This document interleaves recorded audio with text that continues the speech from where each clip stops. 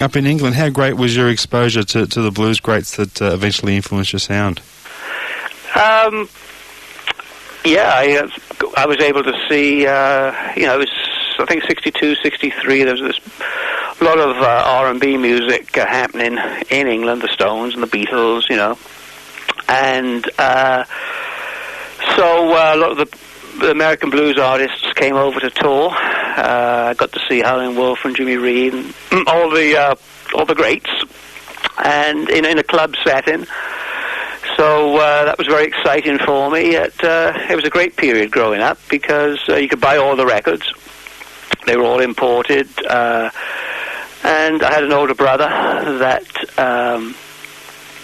had all the blues and jazz records and rock and roll records. So I was able to listen to all the records, and then I had the good fortune of being able to go to the clubs and see some of the touring American artists. So it was a great upbringing musically.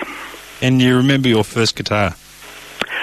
Yeah. Well, the first guitar I had was a Hofner. I think called a Hofner Very Thin, which was like a 335 knockoff, and I played with that for a while, and then I got pretty much realized I needed a good professional outfit, and I got a Fender Telecaster and a Vox AC30 amp, which was where a lot of people were using at the time.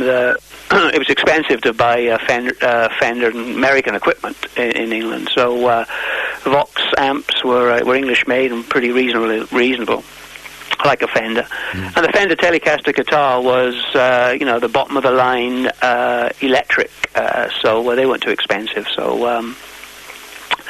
that was my first instruments, and I wish I had that Telecaster now. It must have been an exciting time to be part of that blossoming British blues movement of the 60s. Any particular memories of that scene, and was it terribly competitive amongst the bands? I think it was very competitive. Actually, before I go any further, I'm hearing like a beeping here. Is that's fine. Just ignore that. It's not... Okay. Yeah, it was very competitive. At the same time, I think we all wanted to be the best. Obviously, I think when you start off wanting to do anything and you're young, we were just teenagers. Of course, you want to be the best, and everybody else feels that way. So, but having said that, there was a lot of, we all realized we were on the same scene, and we would run into one another, and we were all interconnected. And so I know John Mayall would come along and watch our shows and tape some of our shows. We would go to his house and hear the blues records he had, there was an understanding that the music was greater than us, so that kept things in perspective. But at the same time, we all wanted to be successful. I always had the utmost respect for my peers at the time. Of course, Eric Clapton, who was the guiding light, Peter Green, Stan Webb, and all these people were people I really respected. And, I felt probably like they felt that I did feel, actually, that everybody had their own little niche. We all weren't trying to do the same thing. Stan Webb would be trying to do the buddy guy wild thing, because that was his personality. Peter Green would be trying to do this really, intense B.B. King thing, and, I was trying to do this, heavy sort of feeling, emotional type of thing. And so we all, I think, had our own approach to it and our own personalities.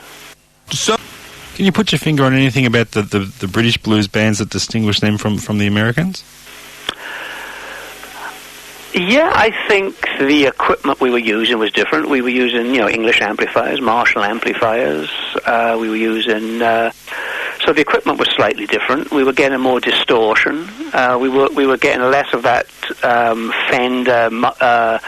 Fender sort of twang, and more of a sort of earthy mid-range sound. So technically speaking, we probably had a different tones, and also we were looking at it quite removed, from with the big ocean in between us. So we were, imagining, using our imaginations probably a lot more, because we'd never seen really, a Chicago South Side blues club, so we could only read about it and listen to the records and use our imagination. And I think that imagination played a lot in the British blues music. I think there's a lot of imagination involved in it.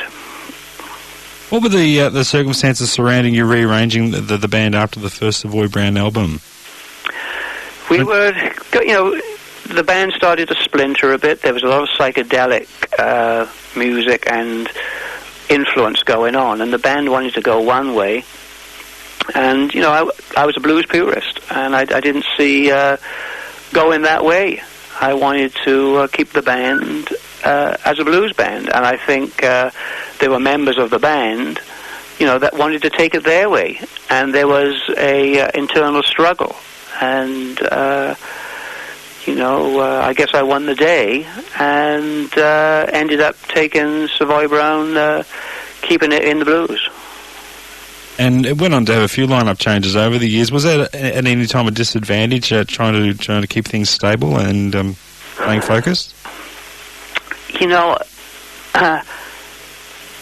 It didn't. It sort of it works for you and against you. Obviously, like if you can keep anything together for any length of period of time, it's the best thing to do. It leads to great success. You can keep marriage together, it's or if you can keep a band together like the Rolling Stones or something. There's something enormously.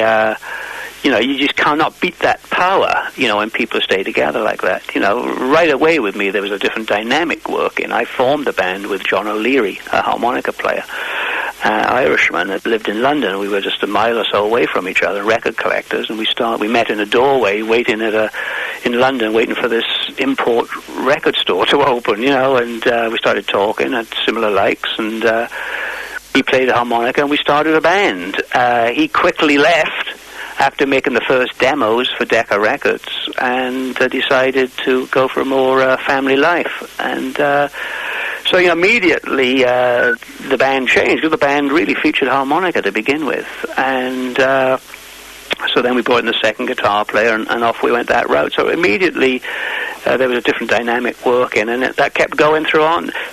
I had a lot of intense drive back in those days. And I think that kept the band going through all the early changes. I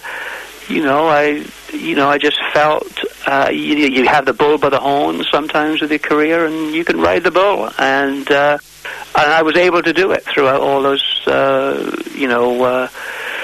classic records with the band changing all the time. I think it wasn't just myself, of course. Savoy Brown is more than me, but I think my drive certainly kept it going. And at the time, people would sort of think it was a bad rap. I'd get a bad rap, and but like in all these things, nowadays it all seems to kind of get washed under the water now. People can have 100 people in their band now. It doesn't matter. Back in those days, people sort of looked at it as a bit of a strange thing. That's very true, yeah. At what point can you pinpoint a time where you felt Savoy Brown became the band that you originally set it out to be? I think when we first... when I look back at the records and I play the records, the band was exactly what it should have been from the first record, from the first demos we made. It was set out to be a loud, obnoxious Chicago blues band, and very straight away, that was captured, I think, on the some of the live tapes I have from the band at the Nag's Head, at the pub we used to play at, 66, the sound's there. So all I've really had to try to do is and sometimes I've done it less successfully than other times, is try to remember that fact that I really didn't have to go very far from start my whole career, but I thought I did at times, because I think I nailed it when I started the band, and it's all it did along the way was refine itself, become more sophisticated. Sometimes it rocked out, and but essentially, the goal was to be a Chicago blues band. You did many blues covers before the original material began to come right in. Did it take time to develop a confidence for that original material to come through? Yes, I don't think we were writing at all. I think my brother, when Chris Yulden was in the group, who was the second singer, and who most people identify with the 60s, my brother, encouraged him to write songs, and Chris quickly showed himself to be a very, very good songwriter, if not one of the best. And so that really kind of inspired us. And, at the same time, I chugged along as well and started writing at the same time. So, just trying to be as creative, we're just trying to be as creative as possible. And I don't think it took an awful lot in terms of, we'd listened to all the great records. We'd heard Nina Simone, we'd heard Percy Mayfield with Ray Charles. We'd grown up listening to all the great songs, so it was just a question of, finding some inspiration. And, we just grew up listening to people that taught us to do it right. What prompted your relocation to the United States? Was there any particular motivating factor there? It was everything. It was a social thing. It was financial. It was artistic. It was the whole thing. Punks were very big in the 1979. And the whole country was punk crazy. I remember doing a gig in London somewhere and people spitting all over us. You know what I mean? Drum kit was covered in phlegm. And it was like, this is kind of interesting. You know what I mean? Not the days I grew up in. And very quickly I realized that just Britain wasn't the country I had grown up in. People had moved awfully fast from, in just over 10 years. And it was like, man, I want to get out of here.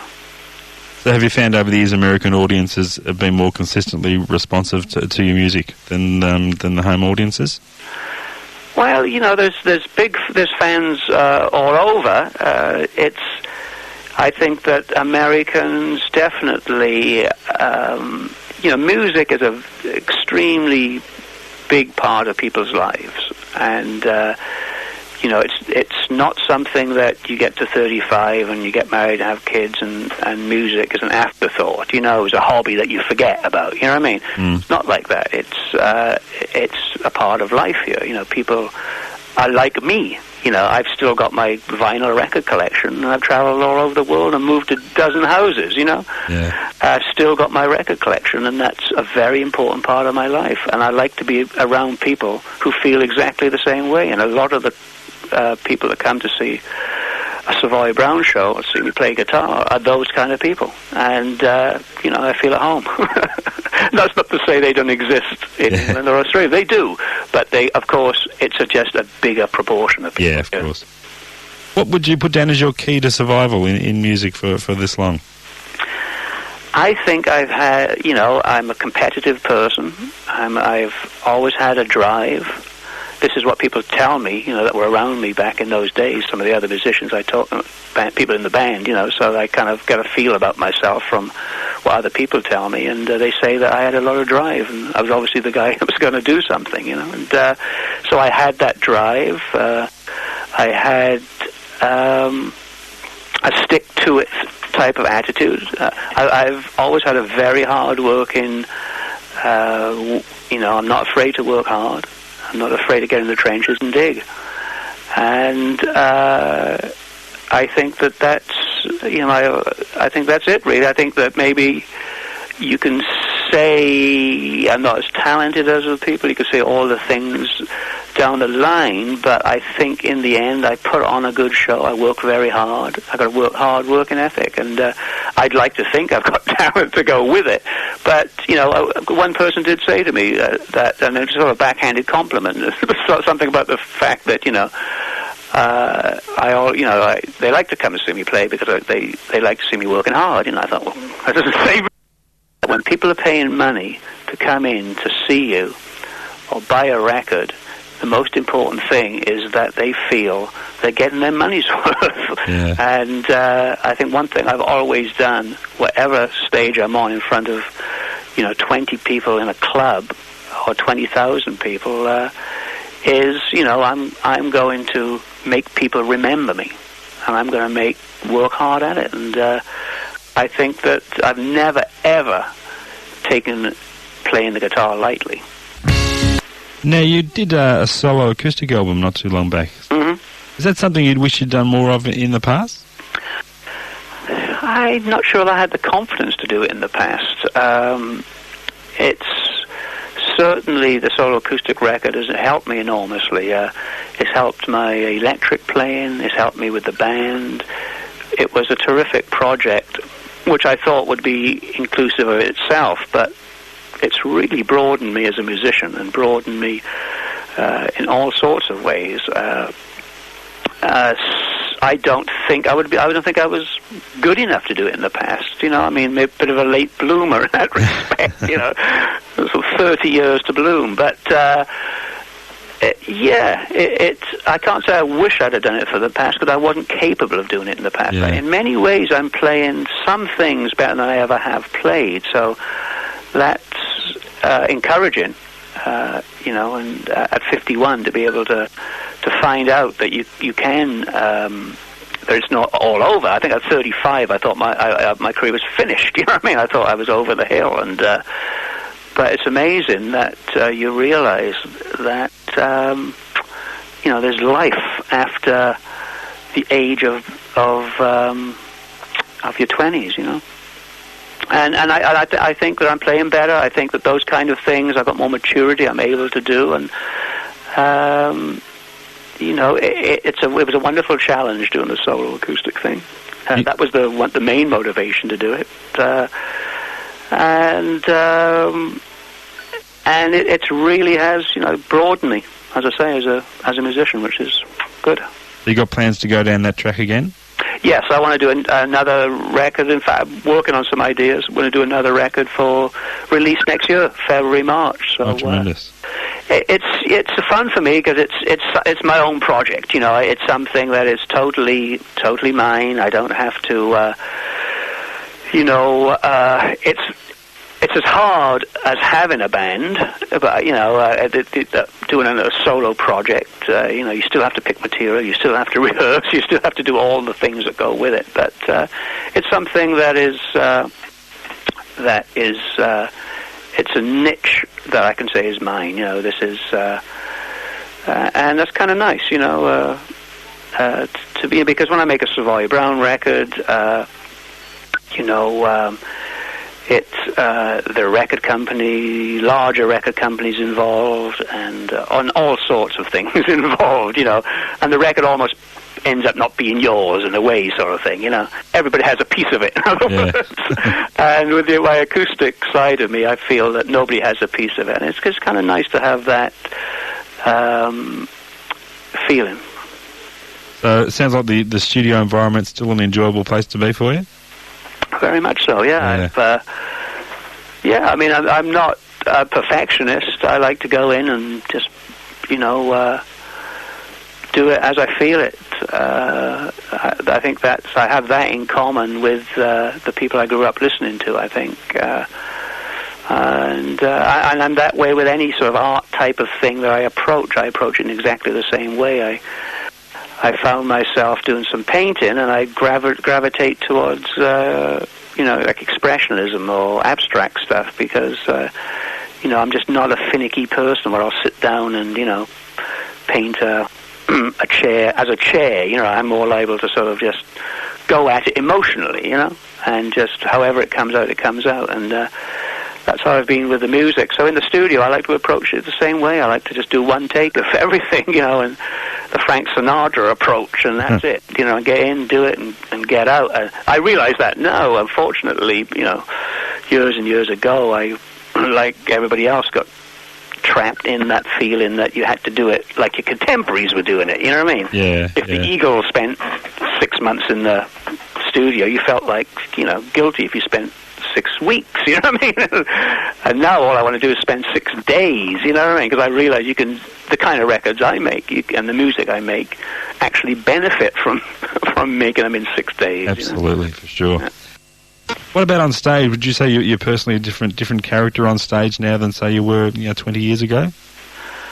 I don't think so, actually. I think that I'm pretty much the same. I think... I think I'm pretty much the same. I look at the old photos and I see this young, enthusiastic guy on the stage in the photos, and I'm that way now. I think you were talking about what's kept me going. I think I'm enthusiastic about life. That's my Welsh heritage. I think Welsh people seem to have a lot of verve, you know what I mean? Sometimes it's misdirected, but, we have it, like the Italians, I guess, and, I see that person in the photos, and I think that's where I am on stage. So I don't think I've changed. Sometimes I think I should change, or sometimes I think I should do more, but apparently people think I'm doing enough anyway. So... Just for our listeners here, could you just run through the current lineup of Savoy Brown for us? Yeah. We have on vocals and bass guitar, we have Nathaniel Peterson. On drums, we have Joe Pielioni. And you have Kim Simmonds on guitar and vocals. And that's it. And what qualities would today's Savoy Brown have that past versions haven't, do you think? I think that... actually, it's very akin to the old band. As I say, I think that what I have to do is, try to do what I always have done, and because I don't think it was done any better anyway. Every time I've tried to better it, it's never really succeeded. I think that the musicianship is better. I think it's more. After all, there's so many years have gone by now, and we all understand the music more. I think there's more maturity in the music, but really, I don't think things should change one iota with Savoy Brown. And I think if you could come and see the band and say, hey, this reminds me of 1967, that's great by me. Yeah. I put on a bit more weight, but we're a lot fatter, maybe. But... I just got looking at a recent tour schedule of yours in front of me. You're keeping pretty busy live in terms of live work. What types of venues are you playing normally? Everything from clubs to halls to festivals. It's you name it, and we play it. So it's anywhere that you're going to go, and fans are going to come and see you play. It's very important that it's the right kind of venue for the band. So if we go into Seattle or San Francisco or something, there might be 4 or 5 different kind of venues to choose from. But if you go into the hall in San Francisco, or you go into and people don't show up, then it's no good. So and if it's a club where people are going to show up to see you play, I'll play a club. Because people that come and see the band have to be comfortable in an environment, and I've noticed that. The Savoy Brown people won't show up. It's if I played a larger rock club, they wouldn't feel comfortable going to that. Yep. Because the vibe wouldn't be right. So it's wherever the vibe is right and wherever people feel comfortable. So that if that's a club, it's a club. If it's the Ventura Theatre, then it's the Ventura Theatre. It's whatever. But I think it's dictated by everybody being comfortable now. You mentioned earlier you do a little bit of painting away from music. How serious has that become? Well, it was getting a little too serious, So, and I realised I've only got so much time to do so much things. You know, I've got a family as well. That's important to me, and so I've kind of put it on hold because I actually started off with photography, and I really got into photography, and then that led me into painting. You know, when it was sort of in those sort of visual arts things, and so I kind of put it on hold. I think it might be something that I could perhaps do in the winter over here, where I'm. But I don't know. I've got to keep my priorities together, and music is the number one priority, along with my family, and also, you know, trying to have some kind of spiritual life as well. So I mean, those are the priorities, and just that alone. I was trying to mix painting in there, and I was trying to mix, all the other aspects of life, and I realized I can't do everything, and I was kind of getting frustrated, to tell the truth, because I've got this, you want to do as much as you can do. I think the older you get, you start to think that way as well. On the downside, so I had to sort of put it a little bit on hold. But I see other musicians in that painting, and so it's something that obviously is becoming something that a lot of artists turn to a little bit. Your career slows down, it's not so wild as it used to be. You have more time on your hands, and, but I do keep up a pretty full schedule, as you saw, so I want to I think keep my artistic pursuits focused, and I think I've still got a lot of music left in me. Just to come up now and finish off the next acoustic record is going to take a lot of time and energy, and if I'm painting or if I'm doing other types of things, then that's, energy is just not going to go into the music, Right. Okay, Kim, look, I won't keep you any longer. I know you've got to get back to rehearsal there. I won't keep the band waiting. Is that good? That's tremendous. Thanks for your time. Really appreciate it. Yeah, I'm sorry to mess you around. No mess around at all. We got there in the end. That's the main thing. Great. Okay. Okay, take care. Thanks a lot. Okay, bye-bye.